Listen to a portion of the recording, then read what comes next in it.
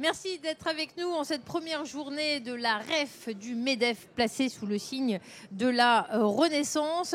Nous avons des groupes présents dans des secteurs très variés, la construction, le luxe et maintenant l'aéronautique. Et c'est intéressant parce que ces spécialistes de l'aéronautique, aujourd'hui, ils sont capables de faire autre chose.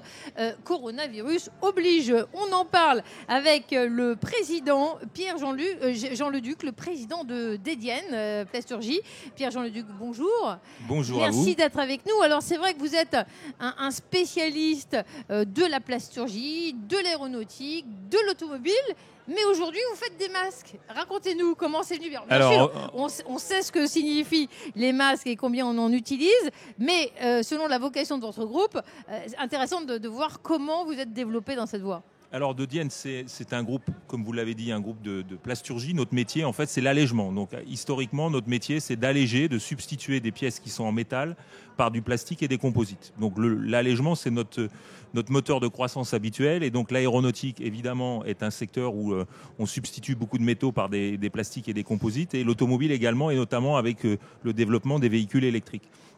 Donc on était plutôt, avant cette crise, en train de surfer sur une vague qui était assez importante. Et Dédienne, l'année dernière, c'était 66 millions d'euros. On visait 70 millions d'euros pour 700 personnes cette année, avec 7 sites, 4 sites en France, 2 sites en Roumanie et un site aux États-Unis.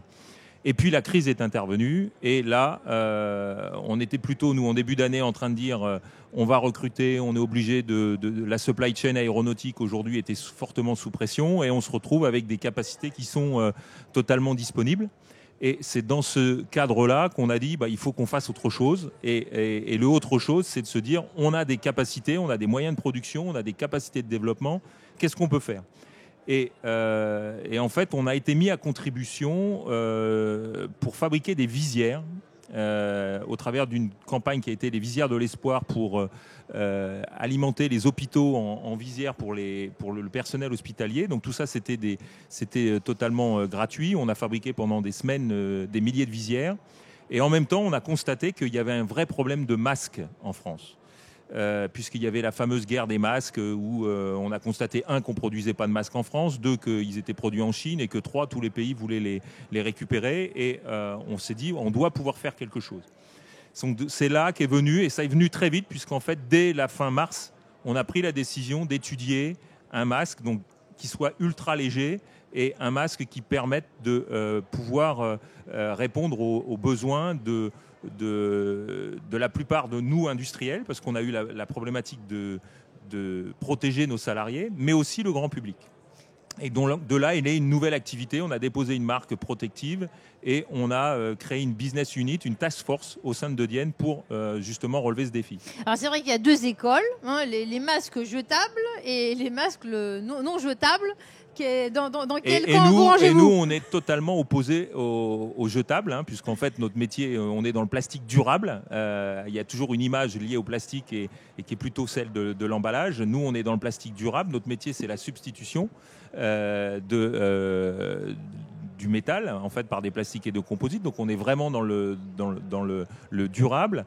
Et donc, on est parti dans l'idée de concevoir un masque qui soit durable, éco-conçu, c'est-à-dire qu'en fait, aujourd'hui, nos masques, ils sont non issus du pétrole, dans un plastique qui est produit à partir d'huile de ricin, d'un plastique qui est produit en Normandie. Le siège du groupe est en Normandie, par une société qui s'appelle Arkema. Et en fait, on a complètement conçu, d'abord en fabrication additive, et puis après, on a développé des versions injectées, comme celle-ci, et qu'on distribue aussi aujourd'hui au niveau de la REF, puisqu'en fait on est le sponsor de la REF pour cet événement. Donc chaque visiteur reçoit un petit sac en lin dans lequel il vous retrouvez un masque et puis des filtres, sachant que le masque est utilisable à l'infini et vous n'avez juste que les filtres à changer et les filtres sont lavables. Donc vous produisez 370 fois moins de déchets qu'avec un filtre, avec un masque jetable. Voilà, venez demain à la REF si vous n'êtes pas déjà là aujourd'hui. D'abord, c'est intéressant et en plus, vous gagnez un masque. Alors,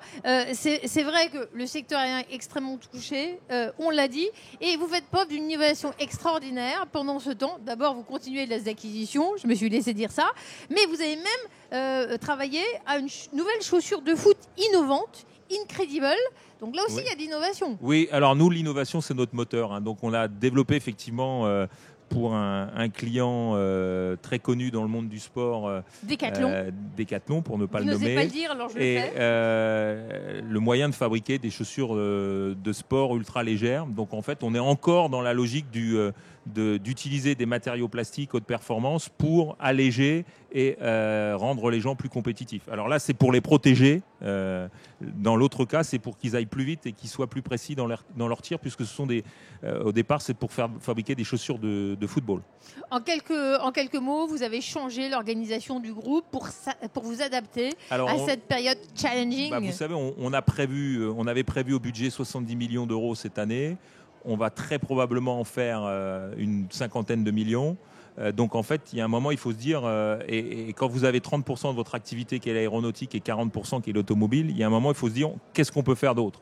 Et donc l'activité liée à la protection, donc tout ce qui touche à la protection sanitaire, est pour nous une nouvelle business unit, donc une nouvelle opportunité de développement. Et donc c'est dans ce cadre-là où on s'est fixé des objectifs, on s'est donné des moyens, mais on s'est fixé des objectifs de développement pour compenser les pertes de chiffre d'affaires qu'on a sur nos activités traditionnelles, sachant que nos activités traditionnelles, on est confiant, elles vont revenir. Mais il faut passer ce cap, et cette activité-là, c'est une activité qui à la fois va nous permettre de passer ce cap, mais aussi de nous diversifier. Pierre-Jean Leduc, merci beaucoup. Vous êtes le président du groupe de Dienne. Il est capable de faire des masques, il innove dans les chaussures. Prochaine étape, vous nous habillez de pied en cap. Merci beaucoup d'avoir été avec nous et bonne rêve. On se retrouve dans un instant après une petite pause. Merci.